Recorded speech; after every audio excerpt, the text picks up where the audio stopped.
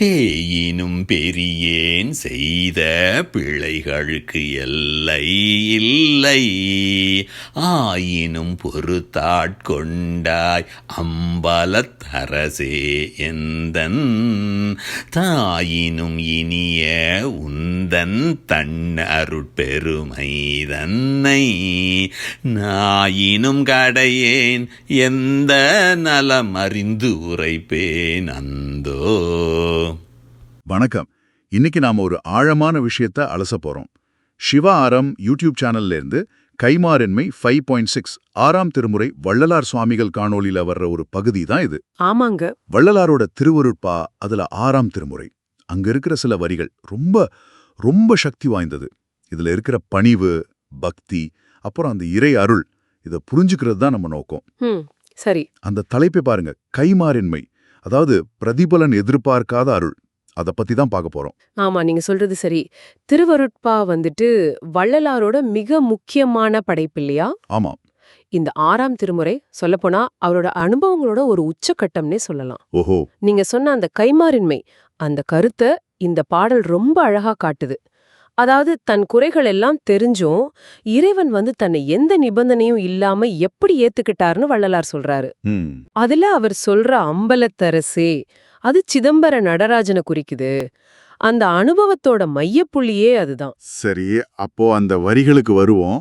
பேயினும் பெரியன் செய்த பிழைகளுக்கு எல்லை இல்லை, அப்புறம் நாயினும் கடையேன். அடையப்பா, இது என்ன ஒரு தீவிரமான பார்வை! தன்னை ஏன் இவ்ளோ கடுமையா வள்ளலார் சொல்லிக்கிறாரு? இன்னைக்கு நாம இதை பார்க்கும்போது கொஞ்சம் மிகையா தெரியலையா? என்னவா இருக்கும்? இது ஒரு நல்ல கேள்விதான். ஆனா இத நேரடியா தன்னை வெறுத்து சொல்றதா மட்டும் பார்க்க கூடாது. பக்தி மார்க்கத்துல பாத்தீங்கன்னா, சரி, இது இறைவனுக்கும் தனக்கும் இருக்கிற அந்த தூரம், தன் சிறுமை, இத ஆழமா உணர்றத குறிக்குது. ஓ, அப்படியா? ஆமா, நான் ஒண்ணுமே இல்ல அப்படிங்கிற ஒரு நிலைக்கு போகும்போதுதான் இறைவனோட பிரம்மாண்டம், அவரோட கருணை அது முழுசா தெரியும். புரியுது. இது அகந்தைய அழிச்சு தன்னை முழுசா இறைவன் கிட்ட ஒப்படைக்கிற ஒரு நிலைன்னு சொல்லலாம். அந்த அம்பலத்தரசன் முன்னாடி நிக்கும்போது தன் குறைகள் பெருசா தெரியுது. இதுதான் அருளப் பெறதுக்கான முதல் படின்னு வள்ளலார் சொல்றாரு. அப்போ அந்த தீவிரமான தாழ்வுணர்ச்சிக்கு அப்புறம் வர்ற அந்த பொறுத்தாட்கொண்டாங்கிறது தான் முக்கிய திருப்பு முனையா? மிகச்சரியா சொன்னீங்க. இத்தனை பிழை, இவ்ளோ தாழ்ந்தவனா தன்னை நினைச்சாலும் இறைவன் ஏத்துக்கிட்டார். அதுதானே மையக்கருத்து. அதுதான் அந்த கைமாறின்மை, பிரதிபலன் பார்க்காத கருணை. என் தகுதி இல்லாமைய பார்த்து நீ என்ன தள்ளல, ஆனா பொருட்படுத்தி ஆட்கொண்டாய் அப்படின்னு சொல்றாரு. மனுஷனோட குற்றம் குறையெல்லாம் பெருசா பார்க்காம இறைவனோட எல்லையில்லாத கருணை எப்படி அதை தாண்டி அரவணைக்குதுன்னு இந்த வரி காட்டுது. இது நிபந்தனையற்ற அன்போட உச்சம். அந்த அம்பலத்தரசனோட அருள் அப்படிப்பட்டதுன்னு சொல்றாரு. அதுலயும் அந்த ஒப்பீடு, இறைவனோட அருளை தாயினும் இனியன்னு சொல்றது ரொம்ப மனசு தொடுது. ஆமா, தாயன்பை விட மேலானது இனியதுன்னு சொல்லும்போது அது வெறும் கவிதைக்காகவா, இல்ல அந்த அனுபவத்தோட தீவிரத்தை சொல்லுதா? இல்ல, இது நிச்சயம் அனுபவத்தோட தீவிரம்தான். உலகத்துல இருக்கிற அன்புல தூய்மையானது, தன்னலமற்றதுன்னு தாயன்பு சொல்லுவோம். ஆனா வள்ளலார் அந்த தாயன்பையும் தாண்டின ஒரு இனிமைய, ஒரு பரிவை, ஒரு அரவணைப்பை இறைவன்கிட்ட உணர்ந்திருக்காரு. ஓஹோ. அது வெறும் மன்னிப்பு மட்டும் இல்ல, ஒரு குழந்தையோட தப்பையெல்லாம் பொருட்படுத்தாத தாயோட ஆழமான வாஞ்சை இருக்கு இல்லையா, அதையும் தாண்டின ஒரு பேரன்பு. அந்த அனுபவத்தோட நெருக்கத்தையும் ஆழத்தையும் தான் இந்த ஒப்பீடு நமக்கு காட்டுது. சரி, புரியுது. அப்போ அந்த கடைசி வரிகள், எந்த நலமறிந்துரைப்பேன் அந்தோ, இது அந்த பேரருள அனுபவிச்ச ஒரு பிரமிப்பா, அருள பெற்றதுக்கு அப்புறமும் ஏன் அதை விவரிக்க முடியலன்னு சொல்றாரு? இது ஒரு அழகான முரண்நிலை பாருங்க. அந்த பேரருளோட பிரம்மாண்டத்தை உணரும்போது முன்னாடி தன்னை நாயினும் கடையேன்னு சொன்னார் இல்லையா? ஆமா. அந்த உணர்வு இன்னும் ஆழமாகுது. இவ்ளோ தாழ்ந்தன்னா எப்படி இவ்ளோ உயர்ந்த ஒன்ன முழுசா விவரிக்க முடியும் அப்படிங்கிற ஒரு திகைப்பு அது. அந்த அந்தோங்கிற சொல்லல ஆச்சரியம், ஆனந்தம், திகைப்பு, ஏன் இயலாமை கூட கலந்திருக்கு.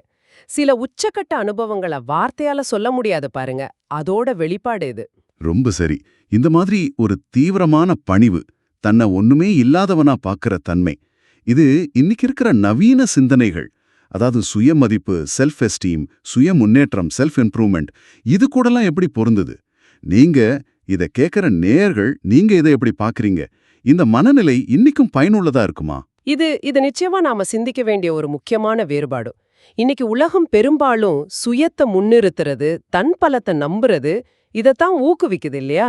ஆமா. ஆனா வள்ளலாரோட இந்த பாதை அது சுயத்தை அழிச்சு இறை அருளுக்கு இடம் கொடுக்கறது மூலமா ஒரு விதமான முழுமையை அடைய சொல்லுது. ம். ஒருவேளை நம்மளோட குறைகளை நம்ம சிறுமைய உணர்றது, அது வேற ஒரு வகையான உள்பலத்தை கொடுக்கலாம் இல்லையா?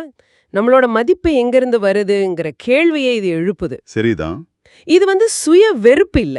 பிரபஞ்ச பார்வையில நம்ம இடத்த சரியா புரிஞ்சுக்கிட்டு ஒரு பெரிய சக்திக்கு நம்மை திறந்து கொடுக்கறது. ஆஹா. சுருக்கமா சொல்லணும்னா இந்த வரிகள்ல வள்ளலார் தன் குறைகளை பேயினும் பெரியன் நாயினும் கடையன்னு உச்சகட்டமா உணர்றாரு. அதே சமயம் ம் தாயினும் இனிய இறைவனோட அந்த கைமாறின்மை, அதாவது நிபந்தனையற்ற அருள் பொறுத்தாட்கொண்டாய், அது தன்னை ஏத்துக்கிட்டதையும் ஒரு சேர அனுபவிக்கிறார். இந்த முரண்பட்ட மாதிரி தெரியற ஆனா இணைஞ்ச அனுபவம் தான் இதோட சாரம் இல்லையா? மிகச்சரியா சொன்னீங்க. உங்களுக்காக, அதாவது நேர்களான உங்களுக்காக ஒரு இறுதி சிந்தனை. நம்ம பலவீனங்களை நாம மறைக்க பாக்குற இந்த காலத்துல ஆமா. வள்ளலார் காட்டுற இந்த நேர்மையா பலவீனத்தை ஒத்துக்கிற தன்மை, ஆனா அத ஒரு நம்பிக்கையின்மையோடு இல்லாம அருளை நோக்கி ஒரு திறந்த மனதோடு அணுகிறது. இது நம்ம தனிப்பட்ட வாழ்க்கையிலயோ உறவுகள்லயோ இல்ல நம்ம ஆன்மீக தேடல்லையோ எப்படிப்பட்ட தாக்கத்தை ஏற்படுத்தும்? இப்படி முழுசா சரணடைற மனநிலை நமக்கு என்ன சொல்ல வருது? இத பத்தி நீங்க தொடர்ந்து யோசிக்கலாம்.